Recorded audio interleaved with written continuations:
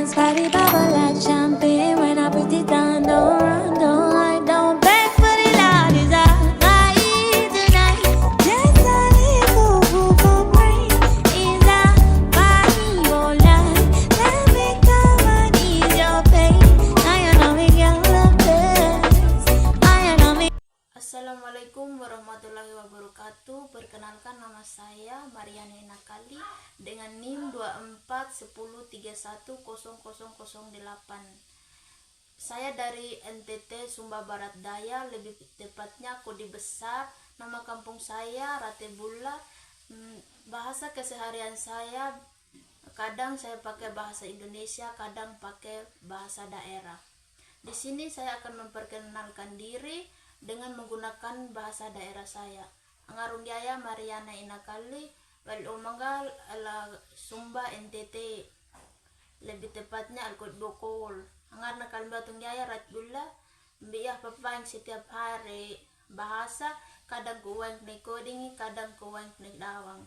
Sekian perkenalan diri dari saya. Saya akan melanjutkan materi yang berjudul Ruang Lingkup Politik Bahasa Nasional. Ruang lingkup politik bahasa mencakup berbagai aspek yang berkaitan dengan bagaimana bahasa digunakan dalam konteks kekuasaan, kebijakan, dan hubungan sosial. Beberapa hal yang termasuk dalam ruang lingkup politik bahasa antara lain: Bahasa 1. Bahasa sebagai alat kekuasaan. Bahasa dapat digunakan untuk mengontrol, mempengaruhi, atau mendominasi kelompok tertentu dalam masyarakat. Misalkan, bahasa resmi yang ditetapkan oleh negara dapat mempengaruhi siapa yang dapat mengakses pendidikan, pekerjaan, atau layanan publik. 2. Bahasa dan identitas budaya. Bahasa seringkali terkait erat dengan identitas etnis dan budaya. Kebijakan bahasa yang diskriminatif seperti pelarangan penggunaan bahasa daerah atau minoritas dapat mengancam keberagaman budaya dan identitas kelompok tertentu. 3. Bahasa dalam kebijakan publik. Negara seringkali menetapkan bahasa resmi untuk digunakan dalam pemerintahan, pendidikan, dan media massa.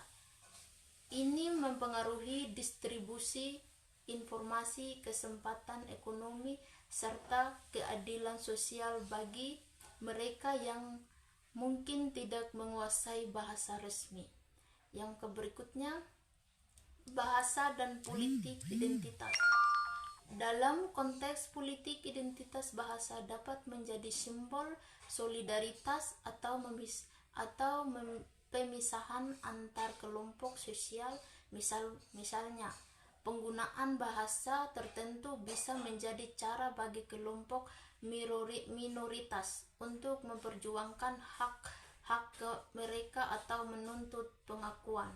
Yang berikut, bahasa dalam media dan politik. Media massa menggunakan bahasa untuk membentuk opini publik dan mempengaruhi pilihan politik. Bahasa yang digunakan dalam kampanye politik, berita, dan iklan sangat membentuk persepsi masyarakat terhadap isu-isu politik tertentu.